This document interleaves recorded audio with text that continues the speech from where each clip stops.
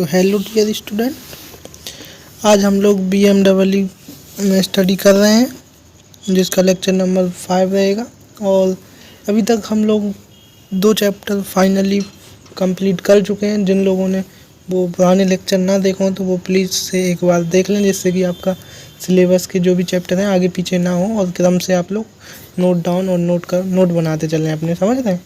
इसलिए 2 लेक्चर देख लें, तब ये लेक्चर आप लोग को देखने के लिए सही रहेगा, ठीक है। तो ये हमारा जो चैप्टर है 3rd चैप्टर है जिसका नाम वोल्टेज सोर्स है। तो आज हम लोग 3rd चैप्टर के बारे में स्टडी करेंगे।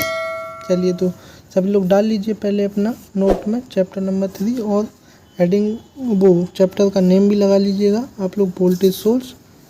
चलिए, तो फिर हम बढ़ते हैं, जल्दी से आगे अपना स्टडी करते हैं, ठीक है। जल्दी करिए आप लोग। चलिए, तो अब आप लोग हेडिंग लगा लीजिएगा वोल्टेज सोर्स। वोल्टेज सोर्स क्या होता है इसमें, चलिए हम लोग समझेंगे इस बात को, क्या होता है वोल्टेज सोर्स। देखिए, वोल्टेज सोर्स हमारा होता है कि वोल्टेज सोर्स वह सोर्स होता है जिसके लिए टर्मिनल पर सदैव वोल्टेज प्राप्त होता है। जो टर्मिनल है उस पर बिना रुके या बिना किसी रुकावट के डेली सदैव एक तरीके से हमारा वोल्टेज प्राप्त होता रहता है। तो उसे हम क्या कहते हैं कि टर्मिनल वो वोल्टेज सोर्स होता है वो हमारा, ठीक है। यही इसका मतलब है। अब इंग्लिश वाले इसको लिख सकते हैं, इंग्लिश में मैंने इस डेफिनेशन को अलग से प्रोवाइड किया है, तो वो इंग्लिश वाले लिख सकते हैं, ठीक है डियर। बाकी ये इसका डेफिनेशन हुआ और ये इसका डेफिनेशन, बाकी इसके टाइप्स भी होते हैं कुछ, वो देख लीजिएगा। तो टाइप्स ऑफ वोल्टेज सोर्स क्या होता है, देखो टाइप्स कितने होते हैं। टाइप्स इसके दो टाइप होते हैं तो वोल्टेज सोर्स के, एक तो डीसी वोल्टेज सोर्स और एक है AC voltage source. DC voltage source क्या होता है, चलिए देख लेते हैं एक बार। देखिए, डीसी वोल्टेज सोर्स क्या होता है, वह वोल्टेज सोर्स जो लोड को डीसी वोल्टेज प्रदान करता है, डीसी वोल्टेज सोर्स कहलाता है। समझ रहे हैं ये चीज़, वह वोल्टेज सोर्स जो लोड को वोल्टेज प्रदान करता है, किसमें, वो भी डीसी वाला।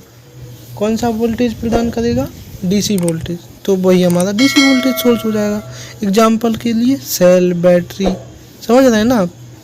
अब जो सेल है इससे आप क्या चलाएंगे, इससे आप अपना ऊपर वाला फैन थोड़ा सा चला पाएंगे ना, समझ रहे हो। अब हालांकि कोई मोटर वगैरह होगी कार वगैरह की, आपकी छोटी सी कार, वो चल जाएगी ना सेल वगैरह से। तो वही डीसी वोल्टेज सोर्स क्या होता है, उससे डीसी वोल्टेज आता है, तो उससे आप डीसी वाली चीज़ें तो चला पाएंगे। जो डायरेक्ट करंट होता है उससे वही चीज़ें चलती हैं। ये नहीं कि डीसी वाली से एसी वाली चीज़ चला लें, आप समझ रहे हैं, वो नहीं हो पाएगा। यही है इसका एग्जाम्पल में आप लोग सेल, बैटरी, ये सब डीसी जनरेटर इत्यादि ये सब लिख सकते हैं, ठीक है। अब ये तो डीसी वोल्टेज के बारे में बताया मैंने। अब आप लोग देखेंगे क्या, एसी वोल्टेज सोर्स। तो हेडिंग लगा लें कि एसी वोल्टेज सोर्स क्या होता है, ठीक है। देखिए वो ये आपका एसी वोल्टेज सोर्स है, देख लीजिएगा इसको। अब आप लोग, वह वोल्टेज सोर्स जो लोड को एसी प्रदान करता है। क्या, एसी का मतलब तो पहले बताइए क्या होता है, किसी को पता है। एसी का फुल फॉर्म पता है किसी को, क्या होता है पता है किसी को। देखो मैं बता देता हूँ आपको, अल्टरनेटिव करंट। क्या, अल्टरनेटिव करंट। तो ये आप इसमें लिख सकते हैं, एसी का फुल फॉर्म है ये, ठीक है। मैं इसीलिए स्क्रीन पर आपको इस चीज़ को शो कर रहा हूँ कि ये एसी का मतलब क्या होता है ये, और डीसी का मतलब क्या होता है देखो। और इसका हिंदी में भी समझ लो, हिंदी वालों के लिए मैं बता दे रहा हूँ। इसका मतलब हिंदी में मैं बोले दे रहा हूँ, आप लोग लिख लें प्रत्यावर्ती धारा। क्या, प्रत्यावर्ती धारा, ठीक है डियर। अब देखिए, अब डीसी का और देख लीजिएगा एक बार। डीसी का होता है डायरेक्ट करंट। क्या होता है, डायरेक्ट करंट, ठीक है डियर, डायरेक्ट करंट, ठीक। बाकी आप लोग देख सकते हैं। और एसी के लिए आप लोग एग्जाम्पल भी लिख लें जो दिए गए हैं। ये जो आपके एग्जाम्पल है, सिंगल जनरेटर हो गया, जैसे कि समझ रहे हैं, कूलर हो गया, ये फैन, मोटर कोई हैवी, तो ये हमारे एसी के अंतर्गत आ जाएंगे। ठीक है डियर, चलिए आगे बढ़ें फिर। चलिए डियर, अब हेडिंग लगाएंगे अपन आप लोग, representation of AC voltage source. अब वो अगर आपके एग्जाम में ऐसा कोई क्वेश्चन आ गया कि रिप्रेजेंट कीजिए आप एसी वोल्टेज सोर्स, रिप्रेजेंट कीजिए, तो कैसे करेंगे? तो देखो उसके लिए उस कोई ज़्यादा वो नहीं है, सिर्फ आपको डायग्राम दिखाना पड़ता है जब वो ऐसा बोले, और एक दो लाइन की थ्योरी होती है इसके लिए। ठीक है, तो इसमें क्या होता है डियर कि जो सर्किट है आपका, उसमें क्या लगा होना चाहिए? पहले तो आपको लगाना पड़ेगा इंटरनल इम्पीडेंस। ठीक है, जिसे हम हिंदी में कहेंगे आंतरिक बाधा, जो कि ये है हमारा आंतरिक बाधा। ठीक है, अब एक चीज़ और लगी होनी चाहिए इसमें, क्या लगी होनी चाहिए, जल्दी बताएं। तो इसमें एक तो लगा रहता है इंटरनल इम्पीडेंस, दूसरा होता है सोर्स इम्पीडेंस। क्या होता है? सोर्स इम्पीडेंस, स्रोत प्रतिबाधा, इसे हिंदी में कहते हैं स्रोत प्रतिबाधा। तो ये हमारा सर्किट बना लें, ये वाला चित्र बना लें और थोड़ी सी थ्योरी लिख लें इस बारे में। ठीक है, ओके डियर, तो ये किसके लिए था? Representation of AC voltage source के लिए। अब डीसी के लिए देख लो जरा। चलिए डीसी वाला भी थोड़ा है, इसको देख लीजिए। डीसी वाला बोले तो इसमें क्या करेंगे हम, एक इंटरनल रेसिस्टेंस लगा देंगे जो कि हमारा ये रहा। ठीक है डियर, अब अगला हम क्या करेंगे, इसमें सोर्स ऑफ रेसिस्टेंस लगा देंगे। ठीक है, हाँ, तो ये हमारा डीसी के लिए हो जाएगा। ठीक है, ये सर्किट आपको कंप्लीट करना है नोट में अपने, ठीक है, बना लेना है। चलिए डियर, अब हेडिंग लगा लें, terminal voltage of voltage source without load. क्या? अब हिंदी वाले इसको लिख सकते हैं, क्या लिख सकते हैं, समझ रहे हैं? अब देखो मैं बताता हूँ आपको, बिना लोड के वोल्टेज सोर्स का टर्मिनल। ठीक है, बिना लोड के वोल्टेज सोर्स का टर्मिनल। देखिए क्या होता है, दो जब वोल्टेज सोर्स के टर्मिनल पर कोई लोड ना लगा हो, क्या वोल्टेज सोर्स है आपका, उस पर कोई लोड ना लगा हो टर्मिनल पर आपके, वो भी समझ रहे हैं, इस चीज़ को याद रखना, वोल्टेज सोर्स की टर्मिनल पर जब कोई लोड ना लगा हो तो उसे हम ओपन सर्किट कह सकते हैं। ठीक है, तो और ये चीज़ तो मैंने अभी आपको बताया रिप्रेजेंट कैसे करते हैं, ये तो मैंने अभी बताया ना। अगला टॉपिक ये जो पिछला टॉपिक था, एसी सोर्स को कैसे रिप्रेजेंट करते हैं, तो ये एसी सोर्स का डायग्राम हो गया, बाकी ये आपका डीसी सोर्स का, तो ये इसमें ऐड करना पड़ेगा आपको। ठीक है, इसको ये आपको बनाना पड़ेगा। ठीक है, अगला लिखिएगा आप लोग, terminal voltage of voltage source with load. ठीक है, लोड के साथ दिखाना है टर्मिनल वोल्टेज में वोल्टेज सोर्स। ठीक है, तो इसमें देखो टर्मिनल में देखो, एक तो हमारा ये टर्मिनल वोल्टेज यहाँ हो गया, ये टर्मिनल वोल्टेज हो गया, और ये हमारा क्या हो गया, सोर्स इम्पीडेंस हो गया। ठीक है, इसमें एक हमारा ये यहाँ लोड लग रहा है ये, तो इसके लिए डायरेक्ट हम एक फॉर्मूला बन रहा है जो कि आप ये लिख सकते हैं इसमें। ठीक है डियर, ये आप लिख सकते हैं इसमें। बाकी चलिए अब अगला टॉपिक देखते हैं, इसका ये आप चित्र भी बना लेना। चलिए अब हेडिंग लगा लीजिएगा अब आप लोग, आइडियल वोल्टेज सोर्स। क्या होते हैं आइडियल वोल्टेज सोर्स? हिंदी वाले लिख लें, आदर्श वोल्टेज स्रोत। ठीक है, क्या होता है ये, एक चीज़ समझें आप लोग, आदर्श वोल्टेज सोर्स एक ऐसा सोर्स है जिसका जो वो हमारा इंटरनल रेसिस्टेंस होता है ना, तो वो 0 के बराबर होता है। क्या? इंटरनल रेसिस्टेंस होता है जो 0 के बराबर होता है इसका।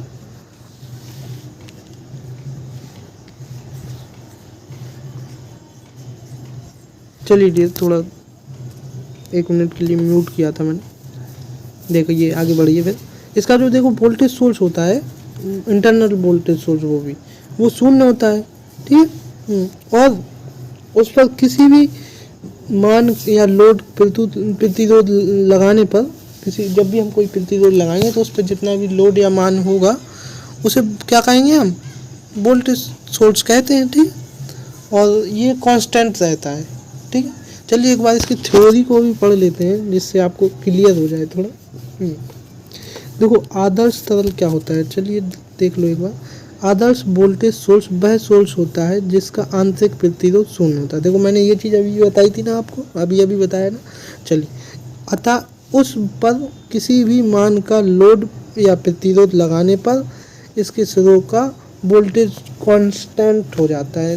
अगर हम इस पर लोड या कोई प्रतिरोध लगा रहे हैं तो इसके जो सिरों का क्या होगा, वोल्टेज है वो कांस्टेंट हो जाएगा। ये चीज़ आपको ध्यान रखनी है इसमें, ठीक है। इस चीज़ को नहीं भूलना है। अगर आप किसी आदर्श वोल्टेज के जो वोल्टेज सोर्स के एक देखो शुरू का और लास्ट का जो कुन्ना है या सिरा बोल सकते हैं उसको, तो उस पर आप का वोल्टेज क्या होगा, अगर लोड लगाएंगे आप तो कांस्टेंट हो जाएगा वो। ये ऑब्जेक्टिव में भी क्वेश्चन पूछ लेते हैं, इसलिए आपको ध्यान से थ्योरी को पढ़ना है, क्योंकि ऑब्जेक्टिव में भी क्वेश्चन उठा लेता है। अब क्या पता वो यही बोल दे कि आइडियल वोल्टेज सोर्स में सिरों, उनके आइडियल वोल्टेज सोर्स में उनके सिरों पर लोड लगाया जाए तो 4 ऑप्शन दे देगा वो आपको। तो क्या उसका वोल्टेज कांस्टेंट होगा या कांस्टेंट नहीं होगा या ऐसा कुछ भी जो भी दे सकता है। तो इसलिए आपको ये सब चीज़ें याद रखनी पड़ती हैं, ठीक है डियर। हाँ, इसके लिए आप एक ये डायग्राम बना लेना थोड़ा। ये हमारा आइडियल एसी सोर्स के लिए हो जाएगा और ये हमारा आइडियल डीसी सोर्स के लिए। तो ये डायग्राम आप लोग बना लेना, ठीक है डियर। हाँ, बाकी मैं आपको डायग्राम दिखाते जा रहा हूँ कि किस में कौन सा डायग्राम लगाना है आपको, ठीक है। तो इसलिए आप लोग परेशान ना हो, बस देखते जाया करो, ठीक है। चलिए आगे बढ़िए। देखिए डियर, अभी हम लोग पढ़े हैं क्या आइडियल, अब हम लोग पढ़ेंगे प्रैक्टिकल वोल्टेज सोर्स, क्या व्यावहारिक वोल्टेज सोर्स, ठीक है। इसमें क्या होता है, ओरली ही एक तरीके से अगर आपको याद करना है तो मेरे तरीके से ओरली मैं आपको बता दे रहा हूँ। इसमें क्या होता है, देखो उसमें हमारा जो सोर्स था वो उसमें इंटरनल रेसिस्टेंस था जो भी हमारा आइडियल वाले में, तो उसमें क्या था, शून्य हो जा रहा था। वो टर्म वोल्टेज सोर्स लगा रहे थे तो उसका वो इंटरनल रेसिस्टेंस था वो शून्य हो रहा था, 0 के बराबर हो रहा था। बट ये व्यवहारिक में नहीं होता है ऐसा, समझ रहे हैं। इसमें नहीं होता है ऐसा, इसमें शून्य नहीं होता है। और हम इस पर कोई वोल्ट भी लगाते हैं तो टर्मिनल वोल्टेज से कम नहीं होना चाहिए, ठीक है। हाँ, तो वो टर्मिनल से कम नहीं होना चाहिए। बाकी एक बार थ्योरी को रीड कर लेते हैं, चलिए देखते हैं फिर। एक क्या लिखा है, एक प्रैक्टिकल वोल्टेज सोर्स वह सोर्स होता है जिसका आंतरिक प्रतिरोध शून्य नहीं होता। देखो मैंने वही बोला है कि इसमें मोमेंट वो इंटरनल रेसिस्टेंस है जो शून्य नहीं होता, आंतरिक प्रतिरोध शून्य नहीं होता, किंतु वह कम होता है, ठीक है। शून्य नहीं होता पर होता, शून्य नहीं है पर शून्य से थोड़ा ही अधिक होता है। ये नहीं कि काफ़ी ज़्यादा अधिक हो, थोड़ा अधिक होता है, ठीक है। हाँ, शून्य नहीं होता, बट ये चीज़ आप लोग ध्यान रखेंगे, ठीक है। जिसके कारण वोल्टेज ड्रॉप हो जाने से टर्मिनल वोल्टेज कम होता है। क्या इसके जब वो शून्य नहीं होगा तो आपका जो वोल्टेज है ड्रॉप होगा, ड्रॉप हो जाने से क्या होगा, आपका टर्मिनल वोल्टेज कम हो जाता है, ठीक है। ये चीज़ आपको ध्यान रखना है। चलिए छोटी छोटी डेफिनेशन जैसी है, इस चीज़ को याद रखते चला करें आप लोग। और नोट्स तो बढ़िया तरीके से आप लोग बना ही रहे होंगे जहाँ तक, क्योंकि इतने बढ़िया तरीके से नोट्स आपको प्रोवाइड कर रहे हैं हम, तो आपको बनाना भी चाहिए। और नोट्स आप लोग साथ साथ बनाते चले तो ज़्यादा बेटर होगा आपके लिए। चलिए डियर, अगली हेडिंग लगा लीजिए करंट डायग्राम। इसमें करंट डायग्राम जो है एक करंट डायग्राम है ये आपका, तो इसमें ये डायग्राम बना लेना। और इसमें क्या है, देखो जो लोड धारा का मान बढ़ता जाता है जैसे जैसे वैसे वैसे टर्मिनल वोल्टेज गिरता जाता है। देखो ये चीज़ समझो, मैं आपको बता रहा हूँ यहाँ पे कि यहाँ से आप लोग ये रेसिस्टेंस है जो आप बढ़ाएंगे तो ये आपका क्या, हमारा टर्मिनल वोल्टेज है वो गिरता रहेगा। इधर बढ़ाएंगे, यहाँ बढ़ाएंगे, यहाँ गिरेगा, यहाँ बढ़ाएंगे, यहाँ गिरेगा, ठीक है। तो ये चीज़ आप लोग ध्यान रखें, ठीक है डियर। चलिए अगली हेडिंग लगाएंगे करंट सोर्स। क्या लगाएंगे हेडिंग, करंट सोर्स। हिंदी वाले लिख लेंगे धारा स्रोत, ठीक है। धारा स्रोत वह सोर्स जिसके द्वारा दी जाने वाली धारा नियत रहती है करंट सोर्स कहलाता है, ठीक है। जो स्रोत है हम उससे अगर करंट को आपको प्रोवाइड कर रहे हैं और आपका और वो करंट है जो ज़्यादा मात्रा में खर्च नहीं हो रहा है या नष्ट नहीं हो रहा है, तो उसे हम क्या कहेंगे, नियत रहता है एक तरीके से, तो करंट सोर्स हो जाएगा वो हमारा। ठीक है, आगे पढ़िए। आदर्श धारा स्रोत के आंतरिक प्रतिरोध को हम किससे प्रदर्शित करते हैं? आंतरिक प्रतिरोध है जो हमारा, ये हम आपको साइन जो होता है इसका नाम बता देंगे, थोड़ा मुझे अभी याद नहीं आ रहा इस चीज़ को, इस साइन का नाम क्या है। बाकी मैं आपको ये चीज़ अभी या फिर अगले लेक्चर में या आपके कमेंट बॉक्स में इसको पिन कर दूंगा, तो आप लोग देख लेना। ठीक है, इसका नाम क्या है, मुझे अभी थोड़ा देखना पड़ेगा इसके बारे में, थोड़ा ध्यान नहीं आ रहा है। चलिए आगे बढ़िए। ये इसका रिप्रेजेंट करते हैं इसको इससे, इस चिन्ह से। ठीक है, धारा स्रोत की समांतर में ही उसका इम्पिडेंस रखा जाता है। ठीक है, धारा स्रोत के, जब धारा स्रोत के समांतर में एक निश्चित मान इम्पिडेंस लगा होता है तो इसे व्यवहारिक धारा स्रोत कहेंगे। ठीक है, ये चीज़ ध्यान रखना। उसने क्या कहा, एक समांतर में इम्पिडेंस लगा देता है धारा स्रोत की, तो एक देखो ये और इसके समांतर पैरेलल लगा ना इम्पिडेंस, हाँ, तो यही आपको डायग्राम बना लेना। ठीक है, बाकी ये चैप्टर आपका आज समाप्त हो गया। काफ़ी छोटा चैप्टर था, धीरे धीरे हम लोग पूरा BMW ख़त्म कर देंगे, आप लोग परेशान नहीं हो। बाकी इस BMW जो आपका सब्जेक्ट है, इसमें 2 सेक्शन बनाए गए, इलेक्ट्रिकल मैकेनिकल। ठीक है, तो ये हम लोग पहले मैकेनिकल का है सिलेबस में, बट हम लोग पहले इलेक्ट्रिकल का कवर किए ले रहे हैं। कोई दिक्कत नहीं है ना, कोई प्रॉब्लम नहीं है। आप किसी चीज़ का भी पहले पढ़ लीजिए, पढ़ना तो आपको दोनों ही है ना, किसी का भी पहले पढ़ लो, चाहे इलेक्ट्रिकल चाहे मैकेनिकल के बारे में। अभी मैं इलेक्ट्रिकल के बारे में पढ़ा रहा हूँ, 10 दिन बाद ये समझ, 10 दिन में हो जाएगा आपका कोर्स, ज़्यादा बड़ा नहीं है, वो छोटे छोटे चैप्टर हैं, आप लोग परेशान नहीं हो। ठीक है, तो मैकेनिकल का देख लेंगे 10 दिन बाद। ठीक, चलिए, तो ये चैप्टर तो आपका कंप्लीट हो ही गया है।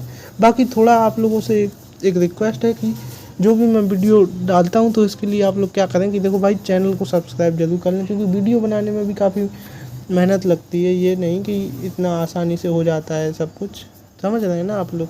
तो थोड़ा हमको भी मोटिवेट होता है उससे, इसलिए आप लोग चैनल को ज़रूर सब्सक्राइब कर लें। और सब्सक्राइब करने का ऐसा कोई मतलब भी नहीं बनता है जब तक आप लोग उसकी बेल आइकन होता है जो घंटी, उसकी ऑन नहीं करेंगे सब्सक्राइब करने पर, समझ रहे हैं डियर। तो उसको ऑन कर लें जिससे कि आपको नोटिफिकेशन पहुंच जाए मेरे वीडियो अपलोड करने पर, समझ रहे हैं।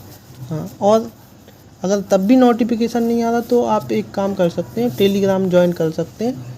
जिस नाम से यूट्यूब चैनल है उसी नाम से, भोकाल अकेडमी के नाम से टेलीग्राम भी मिल जाएगा आपको। ठीक है डियर, बाकी मैं वहाँ आपकी नोट्स से रिलेटेड PDFs वगैरह जो भी इंफॉर्मेशन रहती है वो डालता रहता हूँ, तो इसलिए आप ज्वाइन कर सकते हैं वो भी। ठीक है डियर, चलिए तो फिर मिलते हैं नेक्स्ट पार्ट में, जो कि आपका चैप्टर नंबर 4 रहेगा और लेक्चर नंबर 6 हो जाएगा, क्योंकि ये तो 5 है ना अब। हाँ, तो कल लेक्चर नंबर 6 होगा प्रोवाइड आपको। बाकी सभी लोग अच्छी संख्या में वीडियो को शेयर और लाइक ज़रूर करते रहा करें थोड़ा। चलिए तो फिर मिलते हैं नेक्स्ट वीडियो में, टाटा बाय बाय।